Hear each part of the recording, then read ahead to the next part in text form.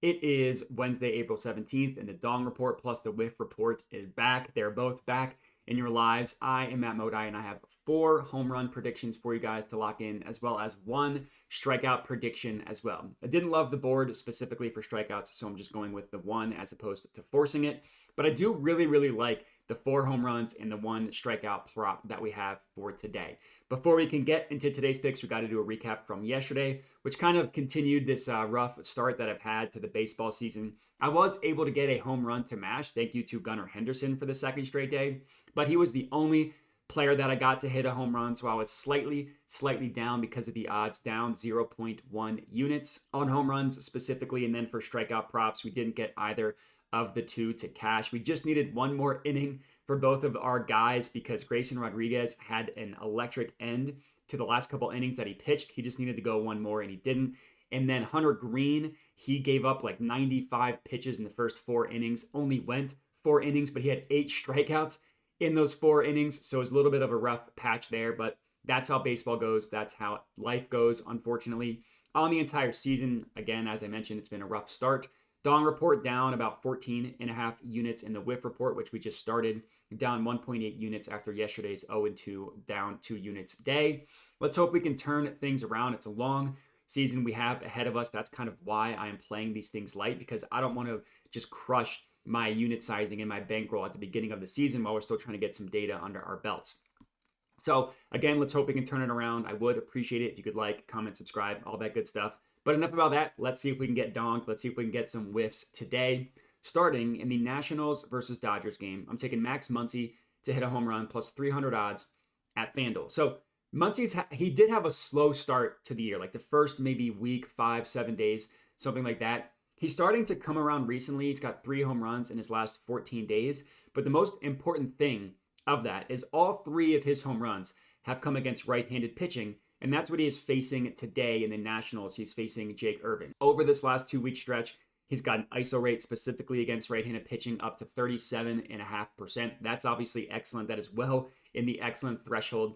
ISO rate, anything 25% and above is excellent. And it just stands for isolated power. He's got an absurd, and this is really important, fly ball ratio of 58.8%. So basically 60% of the time to get a hold of the ball, he's sending it in the air as a fly ball. And he's got a pull rate of 47.1%.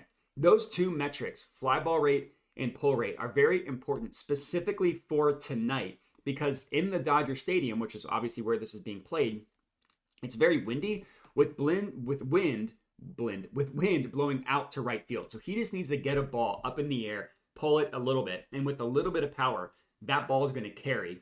And he should be able to do that. He's got a barrel rate of 10% on the year. That's just within the good category, but still in the good category. It's an awesome spot for him to go yard against Jake Irvin. Admit Irving has been a little bit better through 3 starts this year. Last year, he allowed a ton of solid contact. He allowed a very high fly ball ratio. So maybe he's just taking the next step and he's not going to be as bad as he was last year. Or maybe it's just early start to the year and he's going to revert back to the stuff that he had last year. Regardless, I love this spot for Max Muncy. Again, he just needs to get a hold of it a little bit, get it in the air with a little bit of power, and the ball is going to sail out of the park because of the wind. That's our first play. Next up, Braves versus Astros. I'm taking Marcell Ozuna to hit a home run plus 340 odds at FanDuel. Another relatively chalky play that we have here with Marcell Ozuna. Another one that I think is a really good play. I mean, Ozuna has just been mashing to start the season. We've been a little bit unlucky on days that we've gone with him. He has 7 home runs on the year. He's got 4 in his last 14 days as well. I have yet to be able to correctly get him on the day he hits a home run, but he's been hitting so well. I think that the home runs are going to start to come. On the entire season, he's got an ISO rate of 36.4%. That's the fourth best. That's the 4th best in the entire MLB on the entire season. So decent sample size here. He's got a barrel rate of 16.7%. That's the 8th best in the MLB. So 4th best power, 8th best barrel. Those 2 things are really good. And as I mentioned, he's been hitting well recently. 4 of his 7 home runs have come in the last 14 days. In the 14 days stretch, he has an ISO rate of 34.1% and a barrel rate of 21.6%. The only really downside here is that his fly ball percentage in the last 2 weeks is a little bit lower than it was at the beginning of the year. So he's not lifting the ball in the air as much recently as he did to start the season. But what's really important for this one is he's got a pull rate of about 50%, 48.6%. So about half the time he gets a hold of the ball, he's pulling it. That's perfect for this specific matchup because the Astros stadium has a very short left field. So you don't need to hit the ball as far if you're hitting it out to left field because of the dimensions of the ballpark. And he also got a pretty good matchup against Astros pitcher JP France. France throws a fastball over 60% of the time. Ozuna crushes fastballs. He has one of the best runs above average, specifically against fastball pitches. One of his best power pitches as well is against fastballs. So perfect opportunity for him to dong one in this game tonight as our second play. Next up, we're going back to the Nats versus Dodgers game, and I'm taking James Outman to hit a home run, plus 470 odds at FanDuel. So going back to the Dodgers game, but instead of taking a super chalky guy like Ohtani or Mookie Betts, I'm going with James Outman, and I actually really like this spot for James Outman as well. He's another left-handed batter for the Dodgers who mashes right-handed pitching.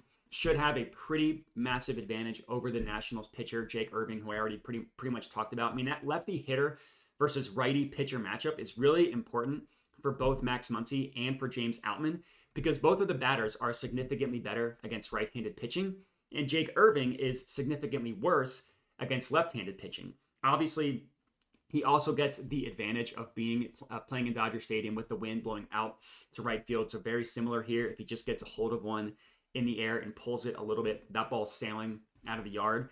And Outman, you really only want to target him against right-handed pitching. Over the last 14 days, he's got an ISO rate of 28% against right-handed pitching. Both of the home runs that he's hit in the last 14 days has come against righties. He's got a fly ball ratio of 40%, not quite as good as Max Muncy's, which is a ridiculous number, but still decent. Normally, I try to look for like the 45% fly ball ratio with home runs specifically, but 40% isn't horrible. And again, it's a similar situation. Just get a hold of it with a little bit of power, with a little bit of contact. The wind will take care of the rest. So let's hope that does happen. He comes through for us with the home run. And then fourth up, our last dong pick specifically of the video, back to the Braves versus Astros game. So 2 home runs in each. Jose Altuve to hit a home run plus 560 odds at FanDuel. Last play of the day, and I'm shocked that we're getting plus 560 odds on Altuve. I mean, I've had him correct, I think 2 or 3 times. Altuve has really been the only one that's come through for us on the entire season. He's been really good. The plus 560 odds, I think, is phenomenal. Over the last 14 days, he's got an ISO rate of 27.5%. He's got a barrel rate of 12.2%. So excellent ISO rate, good barrel rate, which meets the threshold for those 2 numbers. And he has been, I will admit, Altuve's been better against righties to start the year, and he's going up against a lefty of Max Fried of the Braves. But if you look at his career numbers, Altuve has a better career ISO rate against lefties than righties.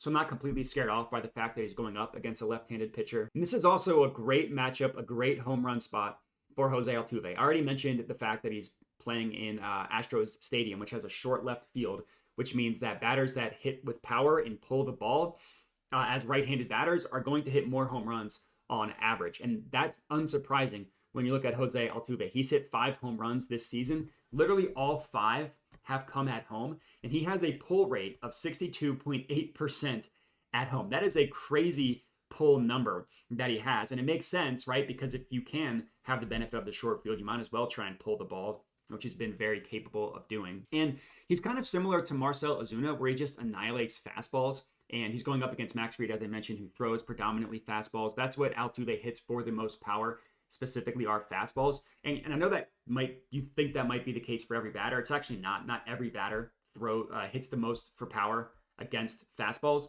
but it is the case with Altuve and Ozuna. So let's hope that Altuve specifically dong ones for us. Let's hope all 4 of these guys hit dongs for us, get ourselves back into the squarely in the green of the last couple days. Have been good. I mean, we've gotten a home run the past 3 days. The problem yesterday was it was only 1 home run, and I played too many, so we weren't in the green. We were in the green the previous 2 days, so let's make it 3 out of 4 days in the green, specifically on the dong report. Now we transition. We're going to the whiff report now. As I mentioned, I only have 1 whiff play today.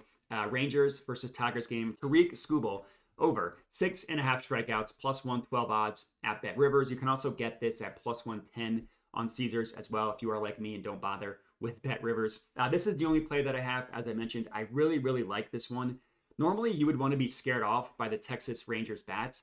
Sneakily, they've been striking out a lot against left-handed pitching recently. Now, baseball, MLB, it's a long year. You kind of just look for mini sample sizes and try to make actionable advice based off of that. So again, all this stuff is going to be a small sample size. But over the last week, the last 7 days, the Astros have struck out the fourth most against left-handed pitching specifically, striking out 30.6% of the time. That is well in the awful category, according to FanGraphs, which has anything 27.5% and below as awful.